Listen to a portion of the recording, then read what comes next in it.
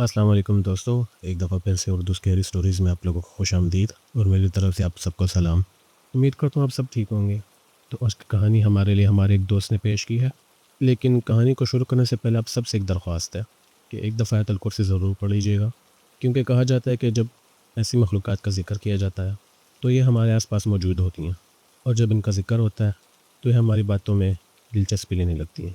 تو ایک دفعہ اپنی حفاظت کے لیے میری طرف سے آیت الکرسی ضرور پڑھ لیجیے گا۔ یہ صرف کوئی لوک کہانی نہیں ہے، یہ کہانی ہمیں دکھاتی ہے کہ ہم 1924 کے سروے مرکز بالکل وہی ملے جہاں لاگس کے مطابق انہیں ہونا چاہیے تھا، لیکن وہ دفن نہیں تھے، انہیں ایک دائرے کی شکل میں رکھا گیا تھا، اور وہ نیچے ایک ایسی غار کی طرف اشارہ کر رہے تھے جو کسی بھی جدید نقشے میں موجود نہیں۔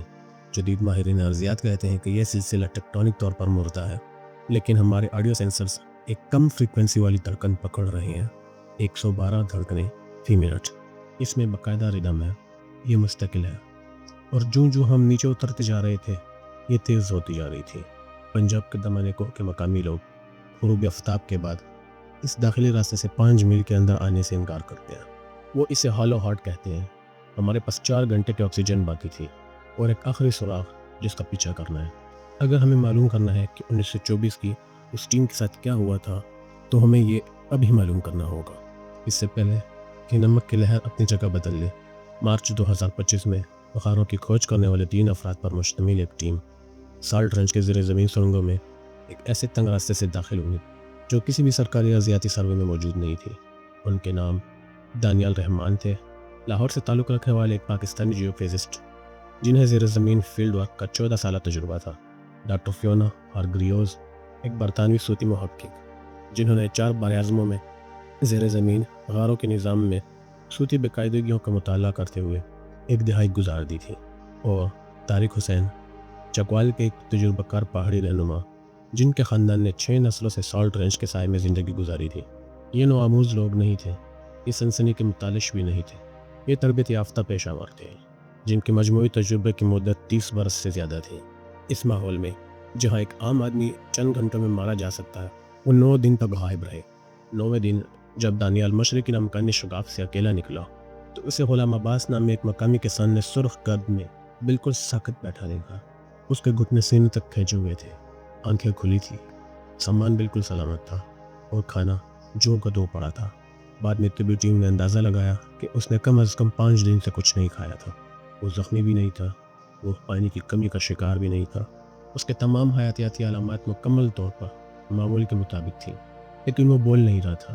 11 دن تک مسلسل چپ رہا، اور جب اس نے آخر کار بات کی تو اس نے فیونا یا طارق کے بارے میں کچھ نہیں کہا۔ اس نے یہ نہیں بتایا کہ ان کے ساتھ کیا ہوا تھا۔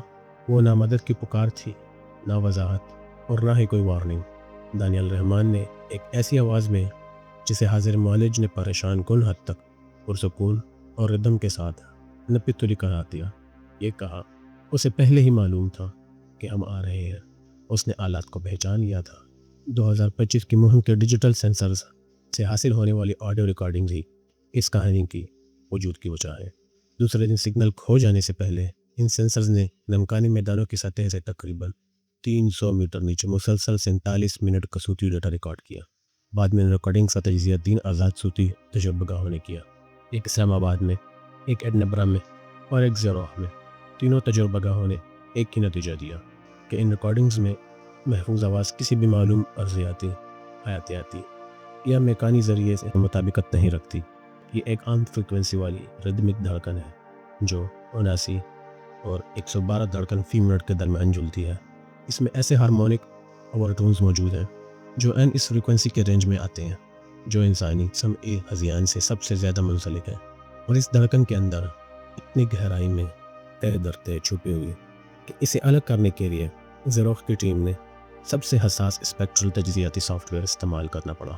ایک نمونہ موجود ہے اس آڈیو کا، کوئی بے ترتیب نمونہ نہیں، کوئی ارضیاتی نمونہ نہیں، ایک دہرایا جانے والا منظم سلسلہ جسے زیروخ کے مرکزی صوتی تجزیہ کار نے اپنے تحریری رپورٹس میں ایک ایسے جملے میں بیان کیا جو پہلی بار پڑھنے کے بعد سے اب تک میرے ذہن سے نہیں نکلا۔ اس نے لکھا، اس سلسلے میں زبان جیسی تنظیمی پیچیدگی موجود ہے، لیکن اب وہ بات جو آج رات آپ کو سونے نہیں دے گی، اور مجھے چاہیے کہ آپ اس پر خاص توجہ دیں، کیونکہ یہی وہ تفصیل ہے جو اس کہانی کے بارے میں آپ کی ہر معلوم چیز بدل دیتی ہے۔ 2025 کی ریکارڈنگز اس آواز کی پہلی دستاویزات نہیں ہیں۔ 1924 کے برطانوی نو آبادیاتی سروے مشن کے بازیاب شدہ فیلڈز جرنل میں وہ مشن جس نے 6 آدمیوں کو اسی راہداری میں بھیجا اور ان میں سے ایک بھی واپس نہ آیا، مرکزی نقشہ ساز ایک نہایت باریک بین اور اعزاز یافتہ سرویئر جس کا نام ایڈمنڈ ہارٹلی تھا، اس نے اس آواز کی تفصیل لکھی جو اس مشن کے تیسرے دن سنائی دینا شروع ہوئی تھی۔ اس نے اسے ردمک قرار دیا، اس نے اسے نغمے سے بھرپور قرار دیا۔ اس نے لکھا کہ یہ خود دیواروں سے نکل رہی تھی۔ اس نے لکھا کہ جوں جوں وہ نیچے اترتے جا رہے تھے، یہ بلند ہوتی جا رہی تھی۔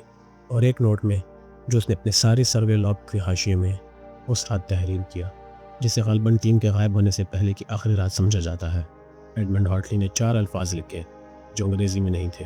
وہ کسی ایسی زبان میں بھی نہیں تھے جس کی شناخت پچھلے 1 صدی میں مشورہ کیے گئے کسی بھی محقق نے کر سکی ہو، لیکن جب ان 4 الفاظ کو اس اسپیکٹرل تجزیاتی سافٹ ویئر میں ڈالا گیا جو 2025 کے ریکارڈنگز پر استعمال ہوا تھا، تو سافٹ ویئر نے مطابقت ظاہر کی۔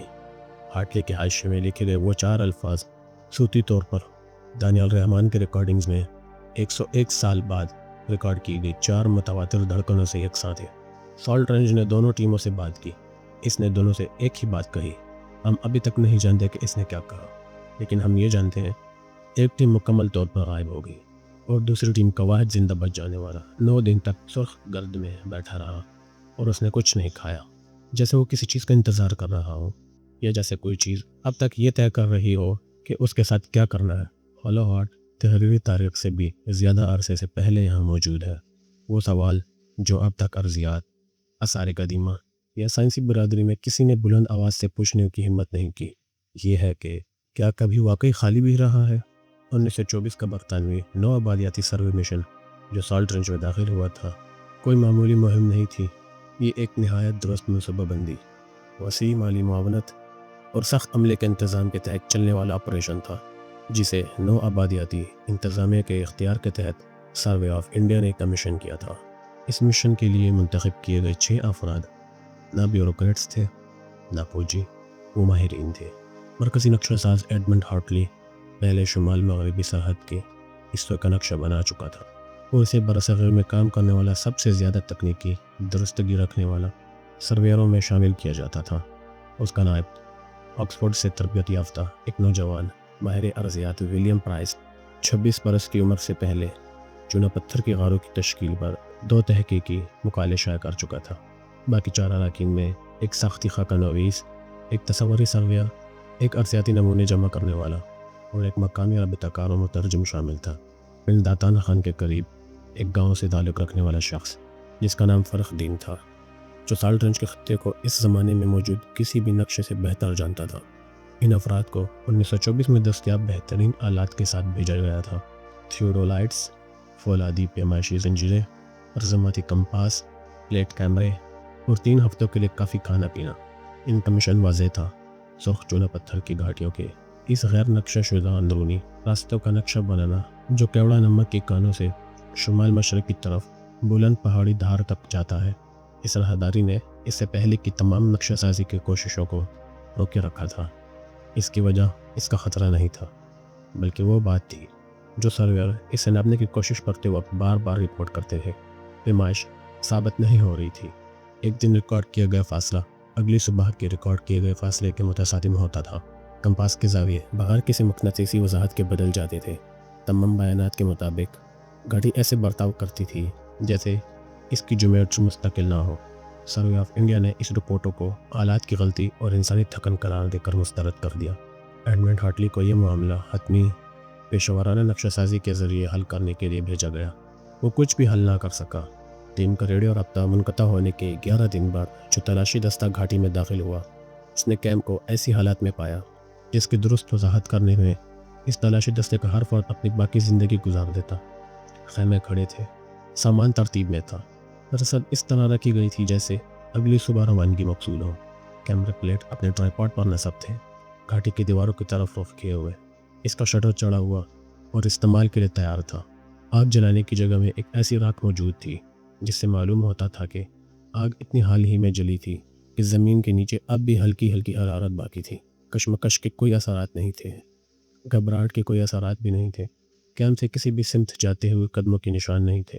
कोई कदमों के निशान बिल्कुल थे ही नहीं, हत्ता कि वो भी नहीं जो पिछले दिन के सर्वे रूट से कैंप में आने चाहिए थे।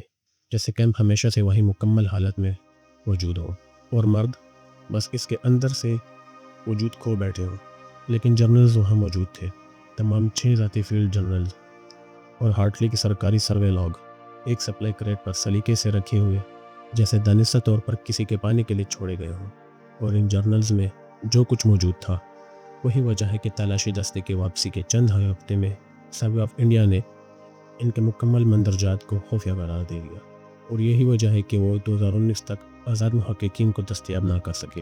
और जब दिल्ली में एक रिटायर्ड आर्किविस्ट सुरेश पिल्लई ने अपनी मौत से पहले खामोशी से इनके डिजिटल नकुल एक अर्जियाती तहकीकी ट्रस्ट को मुंतकिल कर दिए। हार्टली की सरकारी लॉग एक तरबियत याफ्ता पेशावर की नहायत दकीक और तकनीकी ज़ुबान से शुरू होते हैं।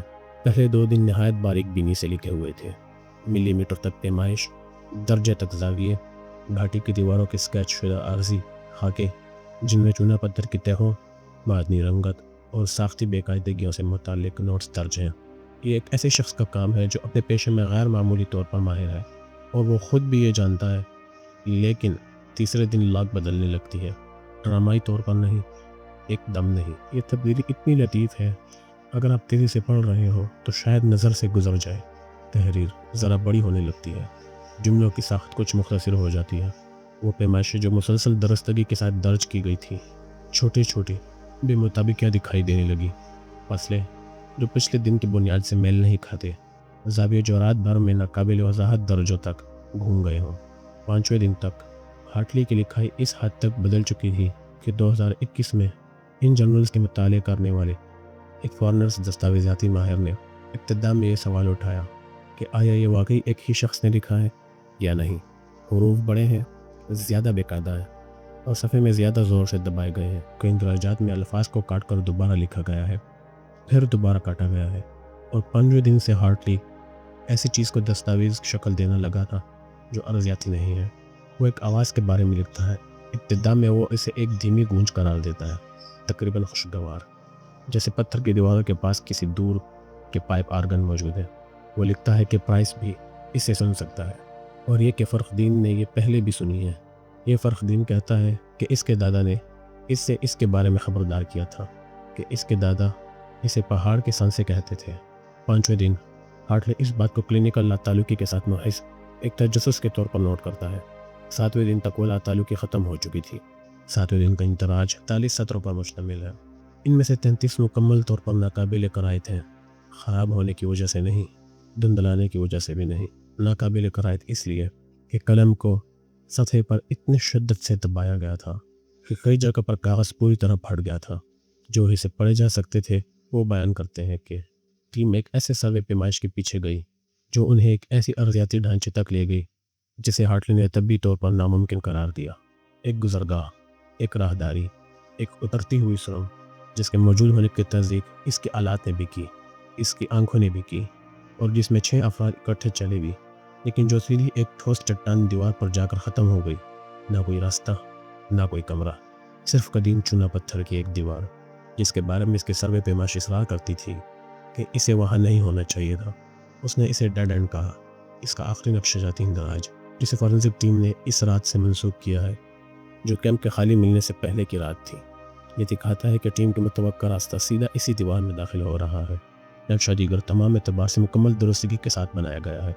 डेड एंड को एक ऐसे निशान से ज़ाहिर किया गया है जो हार्टली ने अपने पूरी पेशा वराना ज़िंदगी में कहीं और इस्तेमाल नहीं किया। 2020 में एक मुअर्रिख ने इसके शनाख्त एक रूमी अलामत के तौर पर की।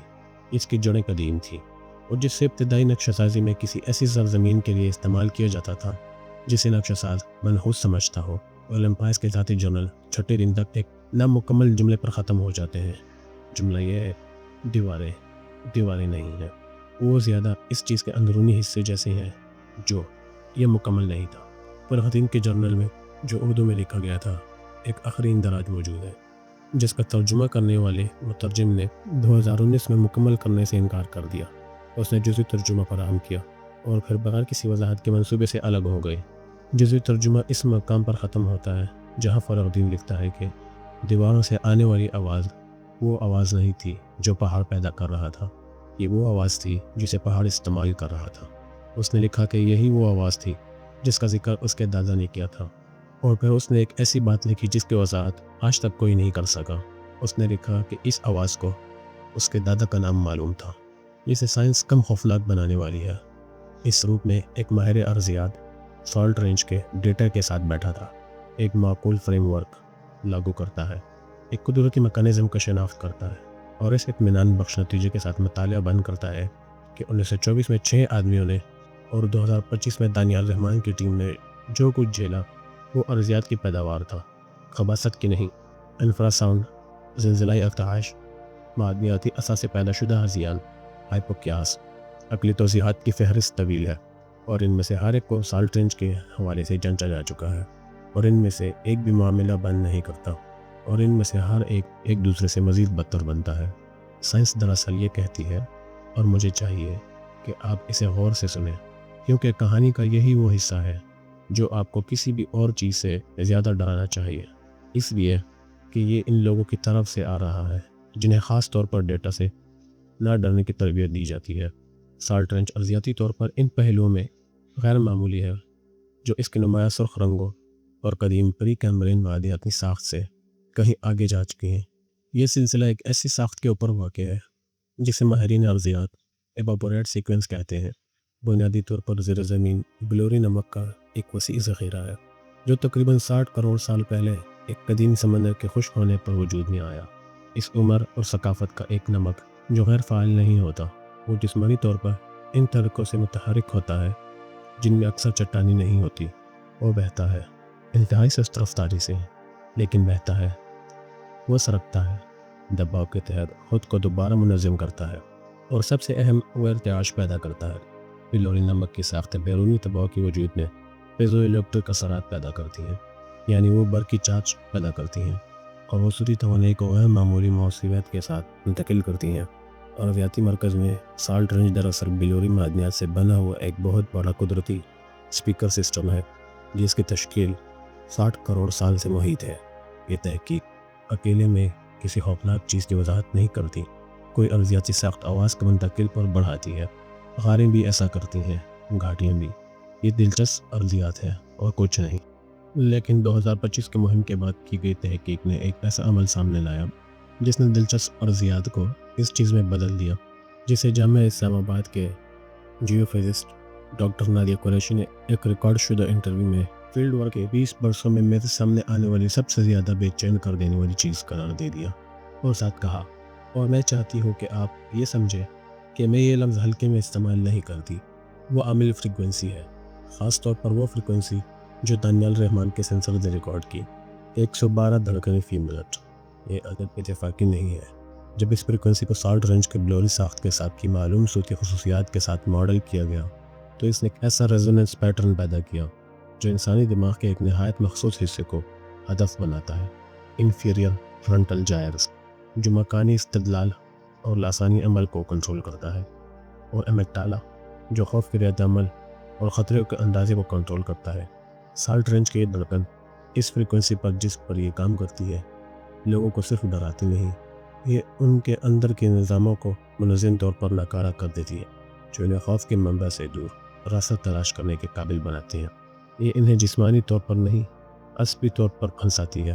یہ ان کی اس صلاحیت کو ختم کر دیتی ہے کہ وہ اپنے خلائی ادراک، سمت اور فاصلے پر بھروسہ کر سکیں۔ یہ سرویر جو اس فریکوینسی کی زد میں آ کر کسی راہداری کی پیمائش کرنے کی کوشش کرے، وہ بالکل ویسے ہی بگڑی ہوئی اور خود سے متصادم پیمائش پیدا کرے گا جیسی ہارٹلی کے لاگ میں ملتی ہے۔ ایک رہنما جو اس فریکوینسی کی زد میں آ کر راستہ تلاش کرنے کی کوشش کرے، وہ بالکل ویسے ہی مکانی ناممکن محسوس کرے گا جس نے 6 آدمیوں کو ایک ٹھوس چٹانی دیوار میں داخل ہونے والا راستہ نقشے پر درج کرنے پر مجبور کیا۔ لیکن ڈاکٹر قریشی کی تحقیق صرف فریکوینسی پر نہیں رکی، وہ اس سے بھی آگے بڑھی۔ اس علاقے میں جسے شائع نہ کرنے کا مشورہ ان کے جامعے کے ساتھیوں نے دیا تھا، اور پھر بھی انہوں نے اسے شائع کیا کیونکہ ان کا کہنا تھا وہ دیانتداری کے ساتھ اسے روک نہیں سکتے۔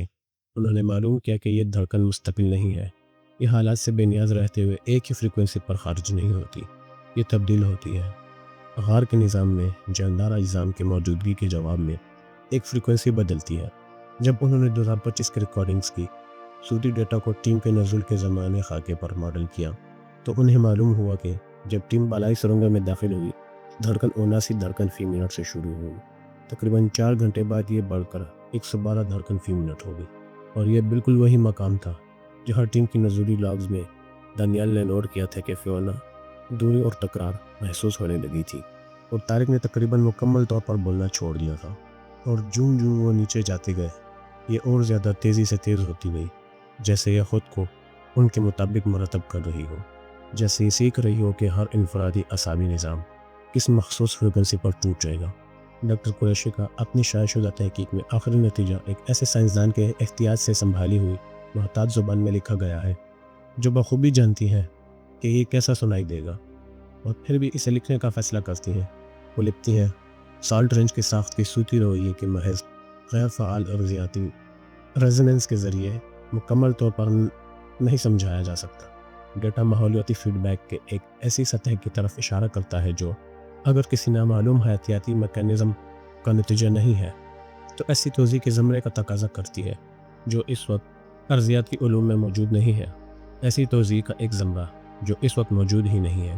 سائنسی ڈیٹا کا ایک اور حصہ بھی ہے جسے ڈاکٹر قریشی کا مقالہ شامل نہیں کرتا، کیونکہ وہ ان کی اشاعت کی آخری تاریخ کے بعد سامنے آیا، اور اس لیے بھی کہ جس ٹیم نے اسے دریافت کیا اس نے ابھی تک یہ فیصلہ نہیں کیا اسے عوام کے لیے جاری کیا جائے یا نہیں۔ یہ 2025 کی مہم کی آڈیو ریکارڈنگ سے متعلق ہے، خاص طور پر محفوظ شدہ ڈیٹا کے 47ویں منٹ سے، یعنی سگنل کھو جانے سے پہلے کا آخری منٹ۔ اس آخری منٹ میں دھڑکن بدلتی ہے، یہ تیز نہیں ہوتی، یہ سست ہو جاتی ہے، 112 دھڑکن فی منٹ سے گر کر ٹھیک 60 دھڑکن فی منٹ پر آ جاتی ہے۔ ایک پرسکون، صحت مند، بالغ انسان کے آرام کی حالت کی دل کی دھڑکن، اور ریکارڈنگ کے آخری 8 سیکنڈ میں دھڑکن مکمل طور پر رک جاتی ہے۔ 3 سیکنڈ تک مکمل خاموشی رہتی ہے، اور پھر اس خاموشی کو ایک ایسی آواز توڑتی ہے جسے تینوں صوتی تجربہ گاہوں میں سے کوئی بھی درجہ بند بیان یا سمجھا نہیں سکتا۔ زیروخ کے تجزیہ کار نے صرف یہ لکھا ہے کہ ایک سانس اندر کھینچنے جیسی رہے گی۔ ایک بار سانس اندر کھینچا کسی بہت بڑے وجود کی طرف سے، عین سینسر کے نیچے سے، اور پھر ریکارڈنگ ختم ہو جاتی ہے۔ اب تک آپ نے جو کچھ سنا ہے وہ سب ایک ایسے نتیجے کی طرف لے جا رہا ہے جسے سائنسی ادارہ نام دینے کے لیے تیار نہیں، اس پاکستانی حکومت کے ارضیاتی اداروں نے تسلیم نہیں کیا، اور جو Edmund Hartley, William Price, Farrukh Din اور 1924 میں غائب ہونے والے باقی 3 آدمی کے خاندانوں کو بھی نہیں دیا گیا۔ یہ ایک ایسا نتیجہ ہے جو آپ سے اس فریم ورک کو چھوڑ دینے کا تقاضا کرتا ہے جس میں سالٹ رینج ایک جگہ ہے، ایک مقام، نقشے پر ایک ارضیاتی تشکیل، کیونکہ مکمل شواہد اس فریم ورک کی تائید نہیں کرتے، شواہد کسی اور چیز کی تائید کرتے ہیں، ایسی چیز جس کا کوئی مانوس نام نہیں، جس کا کسی سائنسی درجہ بندی میں اندراج نہیں، اور جس کی نظیر برصغیر یا زمین پر کہیں بھی درج کسی بھی گمشدگی کے کیس میں نہیں ملتی۔ سالٹ رینج کوئی جگہ نہیں ہے، یہ ایک شکاری ہے۔ 2026 میں کراچی میں قائم ایک نجی ارضیاتی سروے کمپنی کو ایک یورپی ریموٹ سینسنگ ایجنسی کے درمیان مشترکہ سیٹلائٹ امیجنگ منصوبے نے سالٹ رینج کے زیر سطح حصے کی تھرمل امیجنگ ایسی ریزولیشن پر تیار کی جو اس سے پہلے تکنیکی طور پر ممکن نہیں تھی۔ یہ تصاویر غیر استعمال شدہ معدنی ذخائر کی تلاش کے لیے بنوائی گئی تھی۔ انہیں کوئی نیا معدنی ذخیرہ نہیں ملا، اس کے بجائے جو انہیں ملا اسے پہلے فوراً ایک تکنیکی باقاعدگی قرار دیا گیا، پھر آلات کی خرابی، اور پھر 6 ہفتوں کے دوران 3 علیحدہ سیٹلائٹس پاسز کے ذریعے 3 بار امیجننگ دہرائی جانے کے بعد وہ چیز قرار دیا گیا جسے مرکزی امیجننگ تجزیہ کار، ایک ڈچ سائنسدان پیٹر واس نے اس کے سوا کچھ اور کہنے سے انکار کر دیا۔ جو وہ ڈیٹا میں دکھائی دے رہی تھی، تھرمل تصویر سیٹلائٹ رینج کی ٹھوس چٹان کے نیچے حرکت کرتے ہوئے حرارتی نقوش دکھاتی ہے۔ یہ جیو تھرمل سرگرمی کی طرح پھیلے ہوئے ساکن حرارتی نقوش نہیں تھے، متحرک نقوش، منظم، راستوں کی پیروی کرتے ہوئے، سمت بدلتے ہوئے، کچھ جگہ پر ٹھہرتے ہوئے اور پھر کسی اور سمت میں دوبارہ حرکت کرتے ہوئے۔ روز کی رپورٹ اس حرکتی پیٹرن کو کسی بھی معلوم حرارتی ارضیاتی عمل سے غیر مطابقت رکھنے والا قرار دیتی ہے، اور نوٹ کرتی ہے کہ جب ان نقوش کو معلوم حرارتی نظام کی سطحی ساخت کے ساتھ نقش کیا جاتا ہے تو وہ جان بوجھ کر غار کی ساخت میں راستہ بناتے ہوئے دکھائی دیتے ہیں، راہداریوں سے گزرتے ہوئے اور ٹھوس چٹان سے بچتے ہوئے۔ اس درستگی کے ساتھ جو یا تو سختی تربیت کی معلومات یا حقیقی وقت میں اسے محسوس کرنے کی صلاحیت کا تقاضا کرتی ہے۔ تازہ ترین امیجنگ سیٹلائٹ میں 7 الگ حرارتی نقوش موجود ہے، منظم حرارتی توانائی کے 7 ذرائع جو سالٹ رینج کے اندر ایسے نمونوں میں حرکت کر رہے ہیں جن کی وضاحت کوئی ارضیاتی ماڈل نہیں کر سکتا۔ سروے ٹیم کے 6 ارکان 1924 میں سالٹ رینج میں داخل ہوئے اور کبھی واپس نہیں آئے۔ دانیال رحمان کی ٹیم کے ایک رکن نے باہر آ کر جان بچائی، ایک نے نہیں، اور ایک طارق حسین کبھی نہیں ملا۔ تھرمل امیجنگ 7 نقوش دکھاتی ہے۔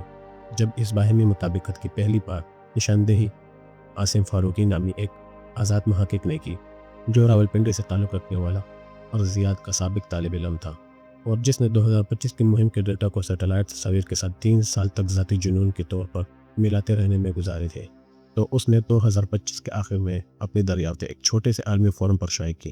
یہ پوسٹ 48 گھنٹوں کے اندر ہٹا دی گئی۔ عاصم فاروقی نے اس کے بعد کچھ بھی شائع نہیں کیا۔ 2026 کے اوائل میں اس نے ایک صحافی کی ای میل کا جواب دیا اور صرف اتنا کہا کہ اسے اس تحقیق کا پچھتاوا چھوڑ دینے کے لیے کہا گیا تھا۔ اس نے اس بات سے اتفاق کیا اور یہ کہ اس کے خیال میں اس نے درست فیصلہ کیا۔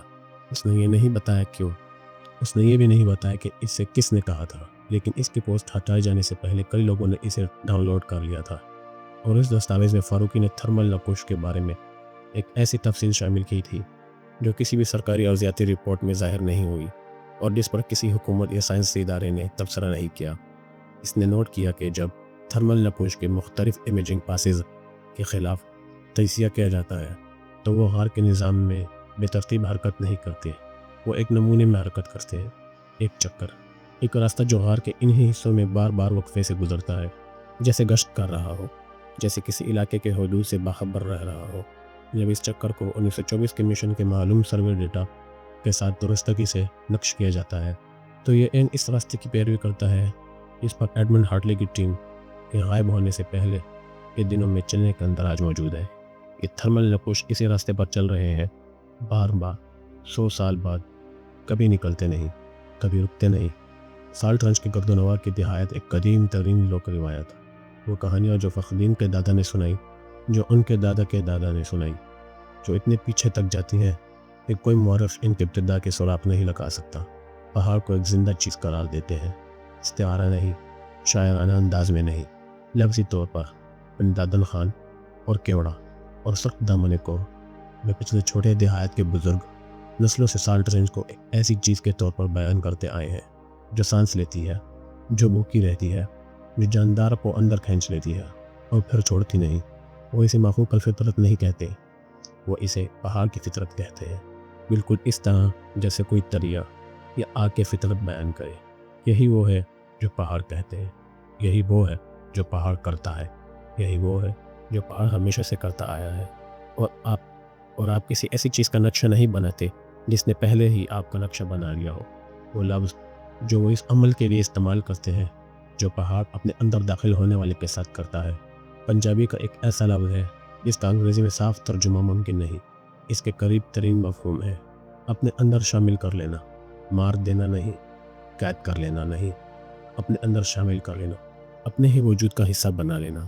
یہ فرق ان بزرگوں کے لیے اہم ہے جو یہ لفظ استعمال کرتے ہیں، اگرچہ جب ان سے اس فرق کی مزید درست وضاحت مانگی جائے تو وہ عموماً خاموش ہو جاتے ہیں۔ کیوڑا کے قریب ایک گاؤں کی ایک بوڑھی عورت جس نے 2023 میں ایک محقق سے بات کرنے پر رضامندی ظاہر کی اور کہا کہ اس کا نام ریکارڈ نہ کیا جائے، اس نے اسے یوں بیان کیا۔ اس نے کہا کہ جو لوگ پہاڑ میں گئے تھے وہ مردہ نہیں تھے۔ اس نے اس بات کو پوری وضاحت سے کہا۔ اس نے کہا کہ انہیں مردہ کہنا غلط ہوگا، اور جو خاندان ان پر ماتم کرتے ہیں وہ غلط وجہ سے ماتم کر رہے ہیں۔ اس نے کہا کہ پہاڑ نے انہیں نہیں لیا۔ اس نے کہا کہ وہ دنیا کے بارے میں پہاڑ کی سمجھ کا حصہ بن گئے تھے۔ اس نے کہا کہ پہاڑ کو دنیا کو سمجھنے کی ضرورت تھی تاکہ وہ مزید چیزوں کو اپنے اندر بلا سکے۔ اور پھر اس نے ایک ایسی بات کہی جسے محقق نے انصاف کی بات ہے بغیر کسی تدوین یا تعبیر کے لفظ بہ لفظ ریکارڈ کیا۔ اس نے کہا کہ پہاڑ کو پیمائش کرنے والے آلات میں بہت دلچسپی رہی تھی، یہ کہ اسے بہت طویل عرصے سے پیمائش کے آلات میں دلچسپی رہی ہے، یہ کہ جب بھی لوگ ایسے آلات کے ساتھ آئے جو اسے متعین کرنے، اسے نقاط محدد میں باندھنے، اسے صفحے پر اعداد میں کم کرنے کے لیے بنائے گئے تھے، تو پہاڑ نے آلات اور آدمیوں دونوں کو ساتھ لے لیا، کیونکہ وہ اپنے جس بھی انداز میں چیزوں کو سمجھتا ہے، اس نے سمجھ لیا تھا کہ آلات اور آدمی ایک ہی نوعیت کا خطرہ ہے۔ آپ کسی شکاری کا نقشہ اس کا شکار بنے بغیر نہیں بنا سکتے۔ ایڈمنڈ ہارٹلی کو سالٹ رینج کی تعریف متعین کرنے کے لیے بھیجا گیا تھا، اسے محدود کرنے کے لیے، کسی نو آبادیاتی سروے گریڈ میں فٹ کرنے اور دہلی کے ایک آرکیو میں حوالہ نمبر کے تحت محفوظ کرنے کے لیے۔ وہ اپنے زمانے کے بہترین پیمائشی آلات اور دستیاب سب سے زیادہ تکنیکی مہارت رکھنے والے 6 افراد کے ساتھ آیا، اور سالٹ رینج نے سب دیکھا اور انہیں اپنے اندر شامل کر لیا۔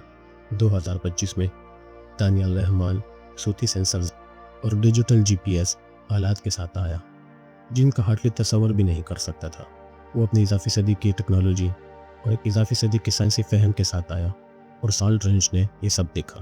دھڑکن نے خود کو نئے آلات، نئے اعصابی نظاموں اور نئی فریکوینسیوں کے ساتھ ترتیب دیا۔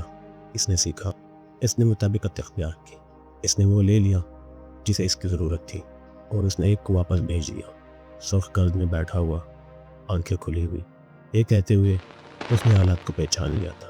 نام اب بھی وہاں موجود ہے، سالٹ رینج کے ذریعے سرنگوں کے گہرائی میں، غار کے ایک ایسے حصے میں جہاں خصوصی آلات اور ایسے اجازت ناموں کی ضرورت ہوتی ہے جو پاکستانی حکومت 1947 کے بعد سے 1 درجن سے بھی کم تحقیقی ٹیموں کو جاری کیا ہے۔ ایک دیوار موجود ہے، ارضیاتی لحاظ سے کوئی غیر معمولی دیوار نہیں، یہ بلوری نمک کی ساخت کا ایک حصہ ہے جو تقریباً 9 میٹر تک ایک ایسی راہداری کے مشرقی رخ کے ساتھ چلتا ہے جو جیسے زیر زمین سرنگوں کی تمام راہداریاں آخرکار ختم ہوتی ہیں، قدیم چونا پتھر کے ایک رخ پر جا کر ختم ہو جاتی ہیں۔ اس دیوار میں کوئی نمایاں بات نہیں، سوائے ایک چیز کے، نمک کی سطح پر تقریباً سینے کی اونچائی پر تقریباً 30 سینٹی میٹر کے وقفوں سے 6 نام کندہ ہیں: Edmund Hartley, William Rice, Farrukhdin, James Alderton, Robert Noss, Henry Beaumont. ان 6 آدمیوں کے نام جو 1924 میں سالٹ رینج میں داخل ہوئے تھے اور باہر نہیں آئے۔ 1987 میں ان کندہ کاریوں کو دستاویز شکل دینے والی پہلی تحقیقی ٹیم نے نوٹ کیا کہ حرف گہرائی اور صفائی کے ساتھ تراشے گئے تھے، جیسے کسی نے تیز آلے کے ذریعے انہیں کندہ کیا ہو۔ کوئی ایسا شخص جو ٹھیک جانتا تھا کہ وہ کیا کر رہا ہے، جس نے وقت لیا، جو گھبراہٹ میں نہیں تھا۔ نشانات کی گہرائی ایک یکسانیت کی گہرائی سے اس وقت مشورہ کیے گئے فورنسک ماہر نے یہ نتیجہ اخذ کیا کہ یہ کندہ کاریاں کسی ایسے شخص نے کی تھی جو پرسکون، ارادی اور بے اجل حالت میں تھا۔ کوئی ایسا جو انہیں بناتے وقت خوفزدہ نہیں تھا، کوئی ایسا جو خوف سے ماورا ہو چکا تھا۔ اور یہ ایک بالکل مختلف بات ہے۔ 2003 میں ان کندہ کاریوں کو دستاویزی شکل دینے والی دوسری تحقیقی ٹیم نے ایک ایسی چیز نوٹ کی جس کی تصدیق 1987 کی ٹیم کی تصویر سے ہوئی کہ 16 برس پہلے وہ موجود نہیں تھی۔ نمک کے اوپر بڑھ رہا تھا، ڈرامائی طور پر نہیں، مکمل طور پر نہیں، لیکن نمکانی دیوار کی بلوری ساخت آہستہ آہستہ اور تدریج کندہ حرف کے اوپر پھیل رہی تھی، بالکل اس طرح جیسے زخم پر داغی بافت پڑتی ہے۔ فخردین کے نام پہلا حرف نئی نمکی بلور کی تشکیل میں مکمل طور پر گم ہو چکا تھا۔ ہنری بیومنٹ کے نام کے آخری حرف کا نچلا خم جزوی طور پر ڈھک چکا تھا، نمک ناموں کو دوبارہ اپنے اندر جذب کر رہا تھا۔ دیوار کی تیسری اور تازہ ترین دستاویزی دورے میں، جو 2025 کی مہم کے حصے کے طور پر دانیال کی ٹیم نے زیر زمین راہداریوں میں اترنے سے پہلے کیا گیا، معلوم ہوا کہ یہ عمل جاری رہا تھا۔ فرخدین کا نام اب نئی بلور کی ایک باریک تہہ کے نیچے محض دھندلا سا نشان رہ گیا تھا۔ جیمز ایلڈرٹن کا نام جزوی طور پر پڑھا جا سکتا تھا، باقی موجود تھے، لیکن 6 ناموں کے گرد نمک موٹا ہو چکا تھا، اور ٹیم کی تصویر میں ایک ایسی چیز نظر آتی ہے جو 2003 میں موجود نہیں تھی، ایک ایسی چیز جس کا ذکر ان میں سے کسی نے اپنے سرکاری فیلڈ نوٹس میں نہیں کیا، لیکن جسے دانیال رحمان نے باہر آنے کے بعد دیے گئے اپنے واحد تفصیلی انٹرویو میں بیان کیا، اسی ریدم کے ساتھ نپے تلی پریشان کن حد تک پرسکون آواز میں، جس کا ذکر ظاہر معالج میں کیا تھا۔ اس نے نمک میں نئے نشانات بیان کیے، نام نہیں، کسی ایسی زبان کے حرف نہیں جسے وہ پہچانتا ہو، نشانات، منظم، بار بار دہرائے جانے والی نشانات جو 6 کنندہ نامک متوازی دیوار کے ساتھ چلتے ہیں، وہاں سے شروع ہوتے ہوئے جہاں فرخدین کا نام ختم ہوتا ہے، اور راہداری کے کنارے تک جاتے ہوئے پھر موڑ کاٹ کر غار کے اس حصے میں داخل ہوتے تھے جہاں ٹیم ابھی تک نہیں گئی تھی۔ دانیال نے کہا کہ اس نے اندازاً 4 یا 5 منٹ تک اپنی ٹارچ کی روشنی نشانات کے ساتھ ساتھ پھیرتے ہوئے گزارے۔ اس سے پہلے کہ اسے احساس ہوا کہ یہ بے ترتیب نہیں تھے، یہ ارضیاتی ساختیں نہیں تھی، انہیں جان بوجھ کر ایسی تیز اور محتاط آلے سے بنایا گیا تھا جس سے نمک میں وہ 6 نامکندہ کیے گئے تھے اور وہ موڑ کے پار بھی جاری تھے۔ اس نے ان کا پیچھا نہیں کیا، وہ موڑ پر اپنی ٹارچ اور اپنے آڈیو سینسرز کے ساتھ کھڑا رہا اور اس نے ان نشانات کو اندھیرے میں آگے بڑھتے ہوئے دیکھا اور اس نے ان سے پوچھا نہیں کیا۔ وہ وہاں کھڑا رہا حتیٰ کہ فیونا اس کے پیچھے آ گئی اور اس سے پوچھا کہ وہ کیا دیکھ رہا ہے۔ اس نے کچھ نہیں کہا اور وہ مڑ کر اور واپس اوپری سرنگوں کی طرف چل پڑا اور وہ چلتا ہی رہا اور اس نے فیونا یا طارق کو یہ نہیں بتایا کہ وہ کیوں چل رہا ہے۔ اس نے پیچھے مڑ کر نہیں دیکھا، اسے نہیں معلوم کہ انہیں کب کھو بیٹھا، اسے نہیں معلوم کہ چڑھائی کے کس مرحلے پر فیونا اور طارق اس کے پیچھے نہیں رہے۔ اسے سرخ گرد میں گزرے ہوئے وہ 9 دن یاد نہیں، اسے وہ موڑ یاد ہے۔ اسے یاد ہے کہ اس نے نشانات کا پیچھا نہیں کیا۔ وہ سمجھتا تھا کہ یہی ایک فیصلہ جو اس نے سالٹ رینج کی سطح سے 300 میٹر نیچے ایک راہداری میں کیا، اس کی وجہ ہے کہ وہ زندہ ہے، تاکہ اس کی خبر دے سکے۔ اس کی تربیت نہیں، اس کے آلات نہیں، اس کا تجربہ نہیں، صرف یہ حقیقت کہ اس نے ایسی وجوہات کی بنا پر جنہیں وہ بیان نہیں کر سکتا پوری طرح سمجھا بھی نہیں، موڑ کے پار ان نشانات کا پیچھا نہ کرنے کا انتخاب کیا۔ 2025 میں کی گئی تھرمل امیجنگ سالٹ رینج کی زیر زمین سرنگوں میں حرکت کرتے ہوئے 9 حرارتی نقوش دکھاتی ہے۔ 2024 کی امیجنگ جو ایمان مہم سے پہلے کی گئی تھی 7 دکھاتی تھی۔ 2025 میں دانیال کے سینسرز کا ریکارڈ کردہ دھڑکن کا تجزیہ سالٹ رینج کے تمام موجود صوتی ریکارڈ کے مقابلے میں کیا گیا۔ ان میں 1887 کے 9 آبادیاتی انتظامی مراسلات میں غیر معمولی آوازوں کی ابتدائی ترین دستاویزی ذکر تک شامل تھا۔ 2026 کے اوائل میں مکمل ہونے والے اس تجزیے نے ایسا درست نتیجہ پیدا کیا کہ ایڈمرا کے تجربہ گاہ کے مرکزی تجزیہ کار نے اس تحقیقی ٹرسٹ کو بھیجنے سے پہلے 3 ہفتے تک اپنے پاس رکھا، کیونکہ وہ پوری طرح یقین کرنا چاہتی تھی۔ اس نے اسے 4 بار جانچا، اس نے ایک ساتھی سے آزادانہ طور پر جانچ کروائی، اس نے ہر مرحلے پر طریقہ کار کی تصدیق کی اور پھر اس نے اسے بھیج دیا، کیونکہ وہ ایک سائنسدان ہے اور وہ اس سے قطع نظر کا ڈیٹا کس بات کی طرف اشارہ کرتا ہے اسے روکتی نہیں۔ 2025 میں ریکارڈ کی گئی دھڑکن 1924 میں ریکارڈ کی گئی دھڑکن سے یکساں ہے، ملتی جلتی نہیں، قابل موازنہ نہیں، یکساں۔ وہی فریکوینسی، وہی ماڈولیشن پیٹرن، وہی تیز ہونے کا منحنیہ جیسے جاندار نظام میں مزید گہرائی میں اترتے ہیں۔ کم فریکوینسی والی کیریئر ویو کے اندر پیوست وہی منظم دہرایا جانے والا سلسلہ، وہی سلسلہ جسے زیورخ کے تجزیہ کار نے زبان بنانے کے لیے کافی تنظیمی پیچیدگی رکھنے والا قرار دیا تھا۔ 101 سال کے فاصلے پر وہی پیغام، وہی پکار، وہی آواز، مختلف کانوں سے مخاطب۔ یہ دھڑکن کمزور نہیں ہوئی، یہ بدلی نہیں، یہ ان طریقوں میں نہ ارتقا پذیر ہوئی، نہ سرکی، نہ بگڑی، جن میں ایک صدی کے دوران قدرتی ارضیاتی عمل بگڑتے ہیں۔ یہ 2025 میں اتنی ہی مضبوط ہے جتنی 9 آبادیاتی مراسلات سے اشارہ ملتا ہے کہ 1880 کی دہائی میں تھی، اتنی ہی مضبوط جتنی جرنلز سے معلوم ہوتا ہے کہ 1924 میں تھی، اتنی ہی مضبوط جتنی 2025 کے سینسرز نے ریکارڈ کی۔ یہ کمزور اس لیے نہیں ہوئی کیونکہ اسے مضبوط ہونے کی ضرورت ہی نہیں، یہ ہمیشہ سے اسی فریکوینسی پر تھی جس پر اسے ہونا چاہیے تھا۔ یہ ہمارے پہنچنے سے پہلے ہی ترتیب دے دی جا چکی تھی، ہم سب کے پہنچنے سے پہلے، دانیال سے پہلے، ایڈمنڈ ہارٹلی سے پہلے، 9 آبادیاتی سروے سے پہلے، سرخ دامن قوم میں دیہات بسنے سے پہلے، قدیم ترین لوک کہانیوں کے پرانے ہونے سے بھی پہلے۔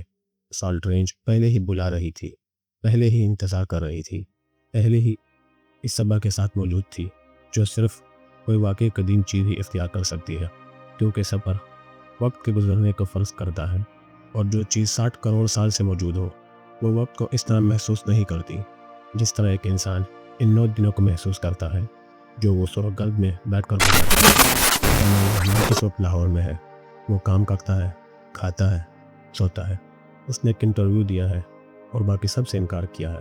جو لوگ اسے جانتے ہیں وہ کہتے ہیں کہ مہم کے بعد وہ پہلے سے زیادہ خاموش ہو گیا، اپنی حرکات میں زیادہ ارادی، اپنی گفتگو میں زیادہ ناپت تلا۔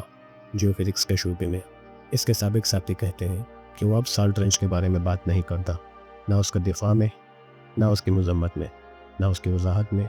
وہ اس کے بارے میں اس طرح بات کرتا ہے جیسے آپ کسی ایسی چیز کے بارے میں پڑھتے ہیں جس کے بارے میں آپ جانتے ہیں۔ کہ وہ بھی آپ سے باخبر ہے۔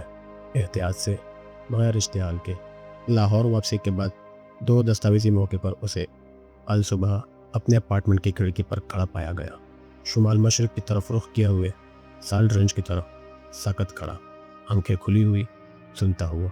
جب اس سے پوچھا جاتا ہے کہ وہ کیا سنتا ہے تو وہ کچھ نہیں کہتا۔ آج رات سالٹ رینج کے نمکانی میدان خاموش ہیں، 100 گھاٹیاں ساکت ہیں، سرکاری ارضیاتی سروے کے مراکز اپنے دائرے میں کھڑے ہیں، نیچے اظہار کی طرف اشارہ کرتے ہوئے جو کسی بھی جدید نقشے میں موجود نہیں۔